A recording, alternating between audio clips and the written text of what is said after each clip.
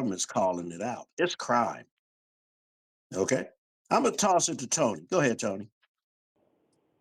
I got a different take. I agree with both of your takes, but I'm going to expand this out a little bit more because the question that nobody's really asking is why? Why now?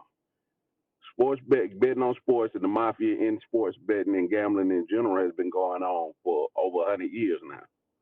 So why now? And if you look at what's going on in society, this has happened before. See, before corporate America enters the sector, they have to clear out the criminal element. We saw this in Las Vegas. When Vegas was mob ran, it was Wild Wild West. Well, right before the corporations came in and took over, they did a sweep and got as many mobsters out of the casino business as possible, which left the door open for corporate America to come in and buy up casinos at an inflated price. The mobsters made money on their way out the door. Corporate America has made money over the last 40 to 50 years in Vegas. So as we're seeing the proliferation of sports gambling becoming more mainstream, what the federal government is doing in conjunction with corporate America and these companies that want to get into the gambling arena, companies like Classy, FanDuel, those types, they have to clear out the criminal element first. And that's what we're seeing. We saw this with Prohibition. We saw this in Vegas. And now we're seeing it on sports gambling. And what we're going to see is after these sweeps, this is going to go on for about 2 to 5 years. Then after it's all said and done and the dust settles, then you're going to see the corporations go full steam ahead into legalized sports gambling. So that's the bigger picture because it's happened before. This America always goes in cycles. It does the same thing over and over again. And this is just a cycle of it. The federal government uses the FBI in particular to clear out the riffraff before corporate America, before the corporations come in and take over. Now, how do we get the athletes involved in this?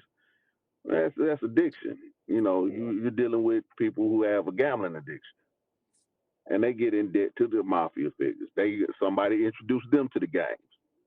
They say, okay, what got you in? They let you run up a tab, normally $250 to $500,000. Then they say, hey, you need to pay this off because it is never the person that brought you to the game that's doing this.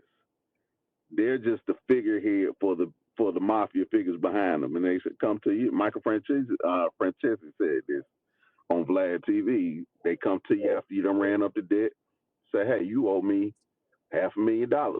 Can you pay this off right now? Of course, most people don't have, even professional athletes may not have access to $500,000 cash money at that time. They hit you with the no problem. This is how you're going to repay me. In the case of Chauncey Billups and Rozier, they were just the faces of it. When you look at the actual indictment, it's all Italian, Albanians,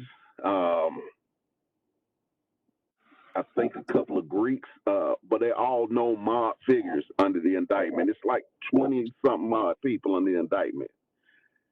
Why are Billups and Rozier the faces of this? Because what you're not seeing is the names and faces of the known mafia associates that are actually behind this.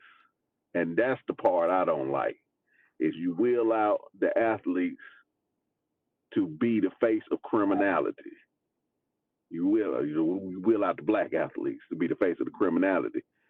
Yet you let the people behind it go anonymous. And when you look at their rap sheets, shout out to a YouTube channel called The Black Authority. He actually sat down and broke out the rap sheets of everybody involved